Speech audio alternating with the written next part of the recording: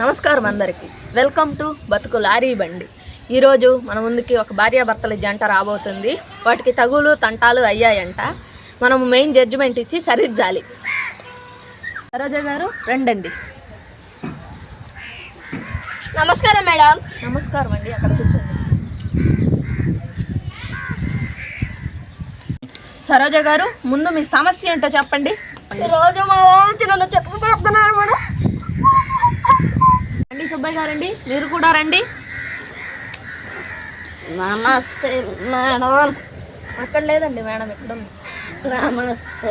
నమస్తే, కూర్చోండి. ఏదో మొన్న ఎక్కడికొచ్చి నా మీద సారీలు చేస్తావే. సార్ మీరే చెప్పండి సార్, ఏంటి సార్ ఇది ఇలా?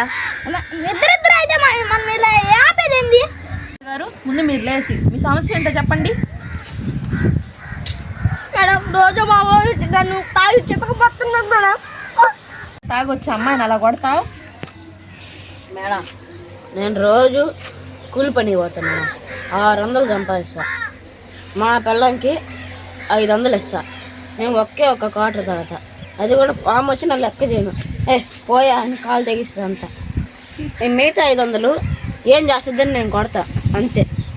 నా తప్పుందా చెప్పండి మేడం. మీరు మేడం మేడం ఆయన బట్ట 500 కదా మేడం ఇచ్చేది. 100 రూపాయలు మేడం.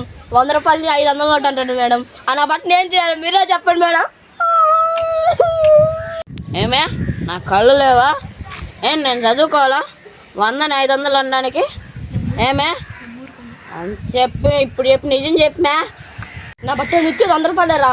కూర నా బట్ట చచ్చిపోతారా, పురుగులు పడి చచ్చిపోతారు. నా బట్ట చచ్చిపోరు. నా బట్ట అటు పోయి దూకి చచ్చిపోరు. బాయలు చచ్చిపోరు నా బట్ట. అమ్మ అలా సాపికూడదమ్మా. కూర్చో.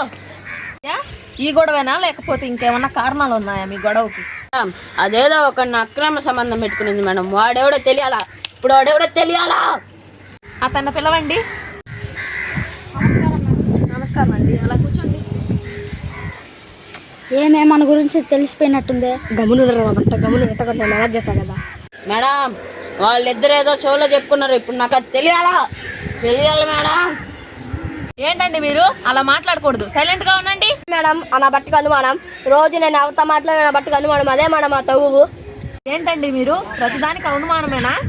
మేడం అప్పుడప్పుడు మాట్లాడతావా అనుమానం రాదు మేడం. రోజు అబ్బాయితోనే చెవుల్లో మాట్లాడుకుంటారు మేడం. అసలు గుసగుసలుగా అసలు మా ఇంటి సందు ఉంటుంది మేడం. సందులోకి పోయి మాట్లాడుకుంటారు మేడం.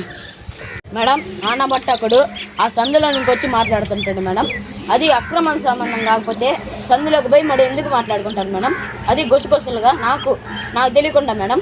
చెప్పండి మేడం మీరే. పోతానంటే రోజు పాల పైసలకి డబ్బులు లేకపోతే మేడం. అంతే మేడం, నేను తీలేకుండా అసలు కొనలేను మేడం.